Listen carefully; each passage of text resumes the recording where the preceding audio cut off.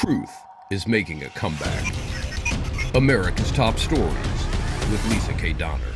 There's no doubt about it. Children in America are a high at-risk group. The recent spate of school shootings are a classic example. Mostly perpetrated by young people, the violence reveals a serious mental health problem, not a gun problem. Just this week, we have news of the following.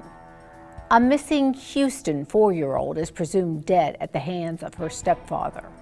A boy in Maryland called 911 to say that he was among 6 kids locked inside a hot car.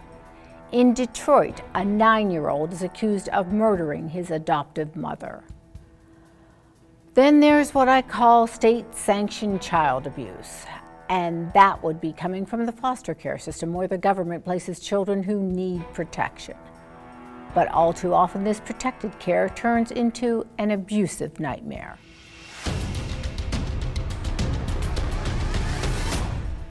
Joining me now is Jeff Charles, media and race relations correspondent for LibertyNation.com. Welcome, Jeff. Hey, Lisa. Thanks for having me. All right. So you caught up with Sharika Soul, who is an activist and survivor of foster care abuse. But before we get into that specific interview, let's look at some statistics. An independent study of foster care children has revealed in Oregon and Washington state, nearly 1/3 of children in foster care reported being abused by a foster parent or another adult in a foster home. In surveys going back decades, between 25 and 40% of former foster children report having been abused or neglected while in foster care. Does this jive with what Ms. Soul is saying? Yes, it does. Ms. Soul was a victim of her foster parents, or her foster father specifically. And those statistics are pretty shocking. And there's other studies that find basically the same thing. A lot of people don't know that this happens. They understand that these children have probably been abused in the home, but they don't understand that when they get into the child welfare system, many of them are subject to even worse treatment. So are the states not vetting these people?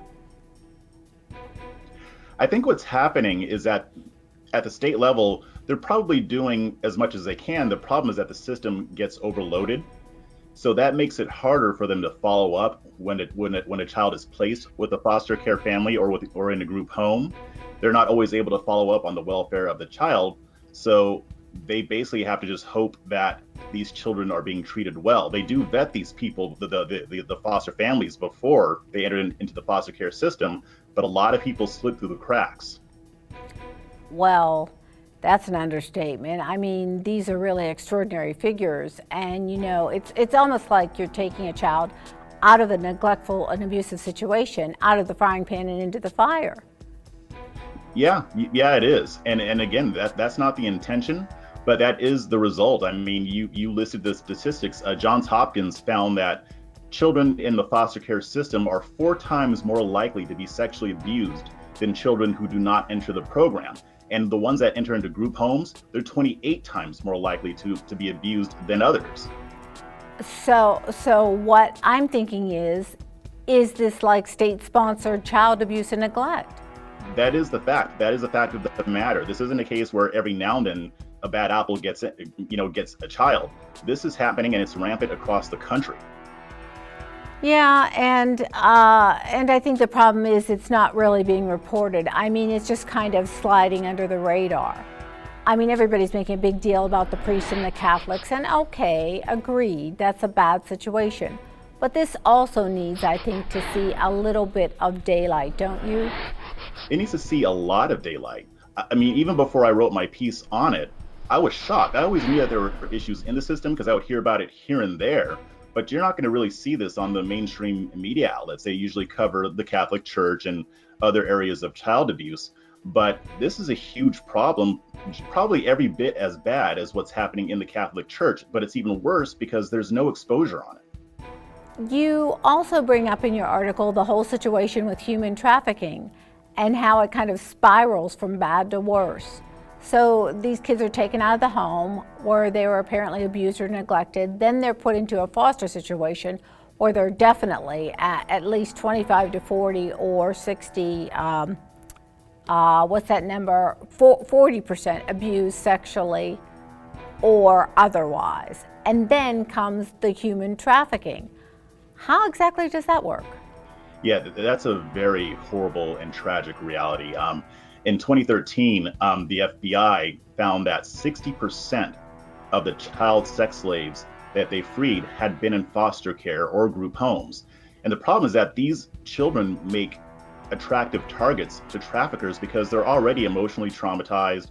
It's easier to manipulate them, and they've already been kind of primed for abuse. And so in these traffickers, these kids see somebody who can possibly save them from the life that they're living in their foster home, where they think that they're just basically a paycheck. But they find out when they get in with these people that they're going to be subject to even worse abuse. This is really a sad situation. So what is Ms. Soul actually trying to do here? Yeah, so she has a lot of different things that she's trying to do. She's working on a mini documentary to talk about her own experience as a foster child who was abused. She's also trying to launch a phone app that would allow kids who are being victimized to contact the authorities without their foster parents knowing, because a lot of these kids, they can't just dial 911 because they'll get caught. But if they have an app that maybe is disguised as something else, they have a better way to reach the authorities. And she also does a lot of activism and advocacy on behalf of children who are being victimized. Now, I know you're the father of a couple of girls down there in Texas. Is there any sense that, so that you're particularly attuned to issues that deal with young ladies, but is there any sense that what the breakdown is between male and female in this whole situation? Yeah, I don't have the stats on me, but as far as human trafficking goes, as far as minor children, most of them are little girls. And that is that is incredibly sad, because that can ruin their lives up until adulthood.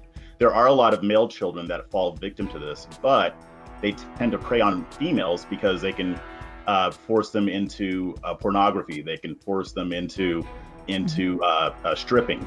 They can force them into prostitution much easier than they can with a male child.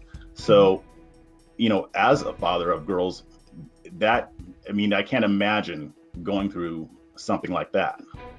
Yeah, this is a really bad situation, and it seems to me like a lot of these states are ignoring it. Yeah, they are, and in some cases, they're even trying to massage the numbers so that people don't know exactly how widespread this is. Now, there are a lot of states that are taking it more seriously. They're focusing more on working on programs to reunify these kids with their parents. Because in a lot of cases, just because Child Protective Services takes a kid from the family, that doesn't necessarily mean that they can't work with the parents, give them the parenting skills that they need, so that eventually they can be reunited with their families. I mean, all welfare programs are supposed to be designed to get the person using it off of welfare. Child welfare should be no different. Now, some states are better at it than others, but there's still a lot of work to be done. Well, thank you very much. This is a very sad situation, and just the whole thing kind of breaks my heart. And I felt like the media isn't doing a lot to publicize it. So thanks so much for your article, Jeff, on LibertyNation.com. And thanks for joining us on Truth is Making a Comeback. Thanks for having me.